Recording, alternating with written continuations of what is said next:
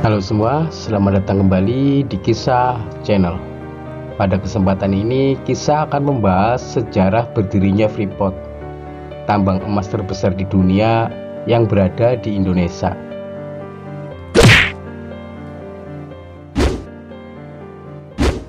Dalam keterangan resmi pada Jumat 21 Desember 2018, Presiden Joko Widodo atau Jokowi mengumumkan bahwa mayoritas saham Freeport sudah jatuh pada PT Inalum Persero.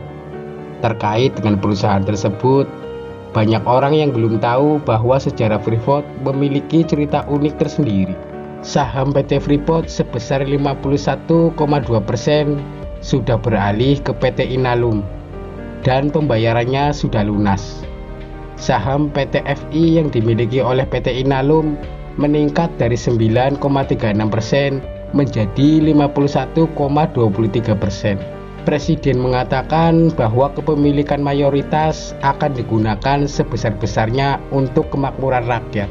PT Freeport Indonesia merupakan salah satu perusahaan pertambangan terkemuka di dunia. Perusahaan tersebut memasarkan konsentrat yang mengandung tembaga, emas, dan perak ke seluruh dunia. Sejarah Freeport bermula dari sebuah ekspedisi unik yang dilakukan orang Belanda. Pada tahun 1904 sampai 1905, Lembaga Geografi Kerajaan Belanda ingin melakukan ekspedisi.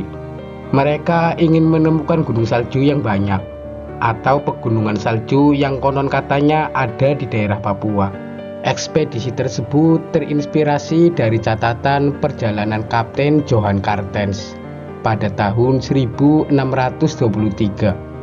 Carstens mencatat pada buku hariannya tentang suatu pegunungan yang amat tinggi dan tertutup salju.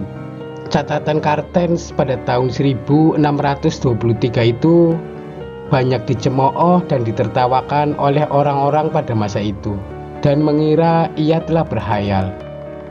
Ekspedisi pertama tidak berhasil menemukan gunung salju seperti yang disebutkan oleh Carstens. Namun dari ekspedisi tersebut, cikal bakal perhatian besar Belanda kepada daerah Papua mulai timbul. Peta wilayah Papua pertama kali dibuat dari hasil ekspedisi militer Belanda ke daerah tersebut pada tahun 1907 hingga tahun 1915. Ekspedisi militer akhirnya berhasil menemukan sebuah gunung seperti yang disebutkan oleh Carstens. Gunung tersebut kini diberi nama dengan Puncak Jayawijaya atau Gunung Carstens. Ekspedisi militer itu menginspirasi dua pemuda Belanda yang bernama Colijn dan Dossy.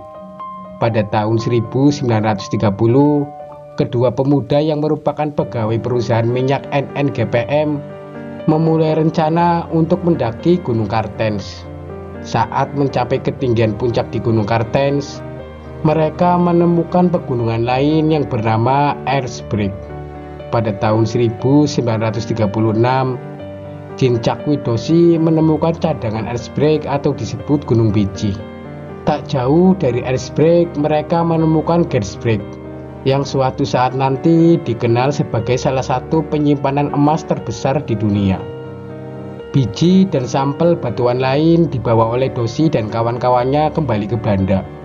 Tak lama setelah itu, kabar tersiar ke telinga Jan van Giessen, direktur perusahaan Osma Capi, dan Forbes Wilson, kepala eksplorasi perusahaan Freeport Sulphur Company.